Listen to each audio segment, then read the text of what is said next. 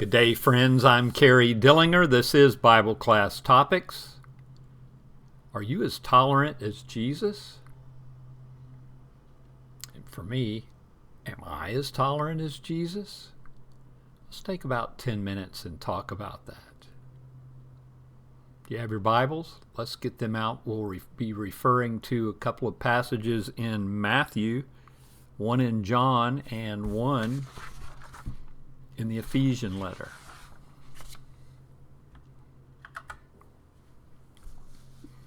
So here are a few thoughts about Jesus and his teachings on judging others.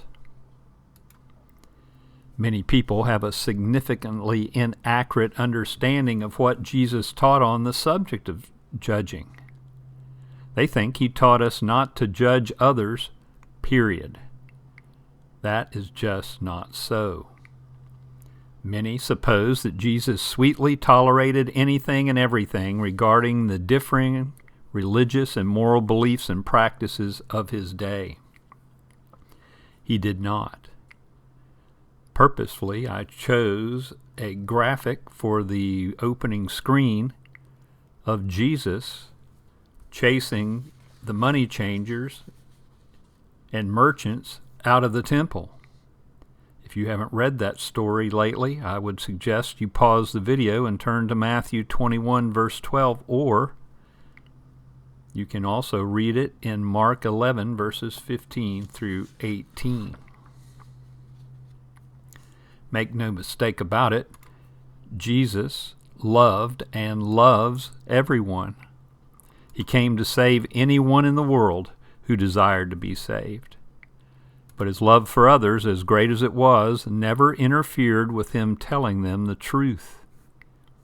And he taught them on very controversial matters, and he brought forth the truth even when it was very unpopular, even dangerous to do so. Remember, he died on the cross because of his ministry.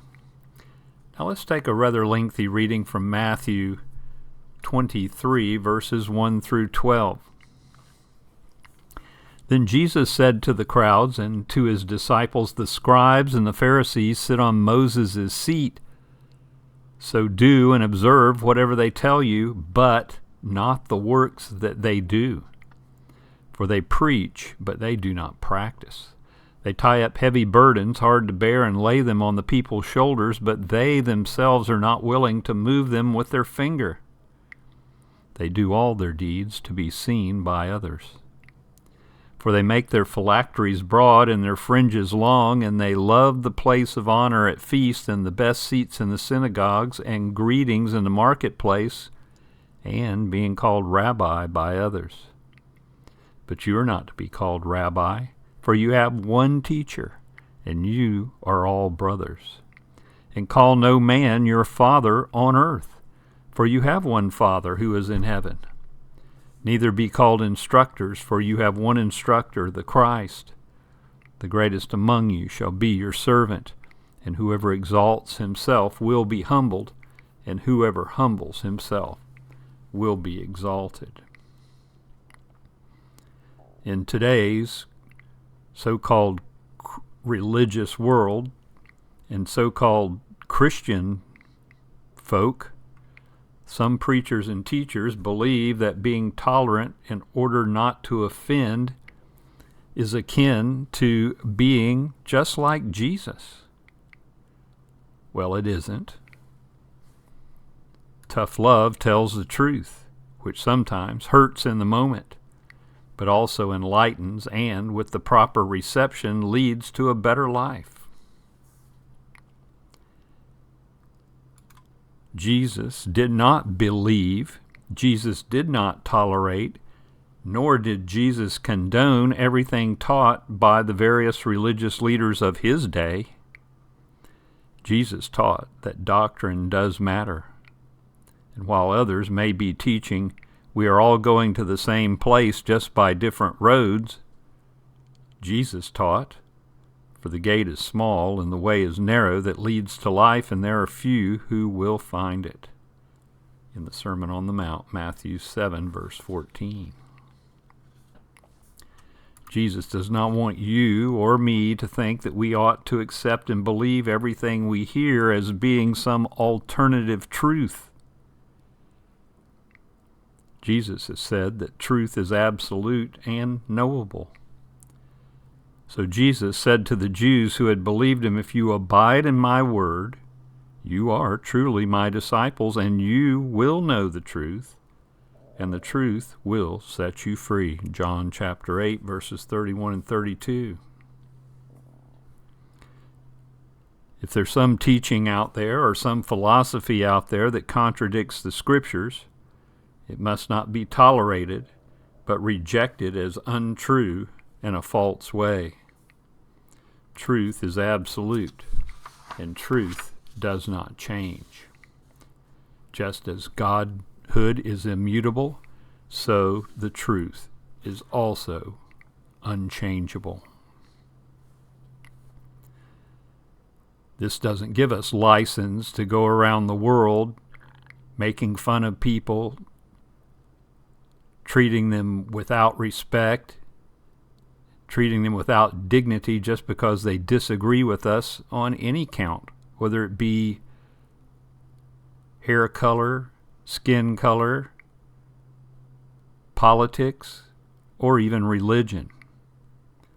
We treat all with respect and dignity because they are souls who bear the image of the Creator. We recognize, however, the God-given right of each person to make their own decisions concerning what their relationship with God is going to entail. You can't cram the Bible down anyone's throat. Truth cannot be forced on anyone, and we ought not even to try that. The truth must be received within the human heart. But at the end of the day, there is still only one true faith, and we do our God, our fellow human beings, and ourselves a great disservice if we carelessly and inaccurately say otherwise. We'll close with some verses from Ephesians 4, verses 4 through 6, where the Apostle Paul reminds us there is one body and one Spirit, just as you were called to the one hope that belongs to your call, one Lord, one faith, one baptism, one God and Father of all, who is over all and through all and in all. But grace was given to each one of us according to the measure of Christ's gifts.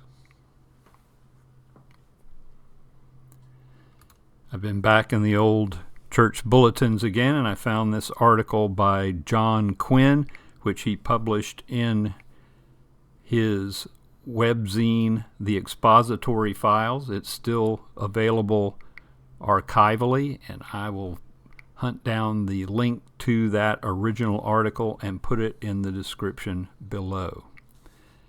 As we said, we took our image of Jesus chasing the merchants out of the temple as our opening screen, and we'll close with that same screen. I found this image at Wikimedia Commons. It's in the basically the public domain, and this is the merchants chased from the temple.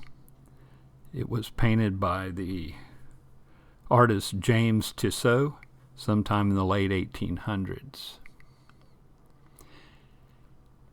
Please come back and study with us very, very soon. We'll be looking forward to presenting another lesson from Bible class topics. Until then, may God bless.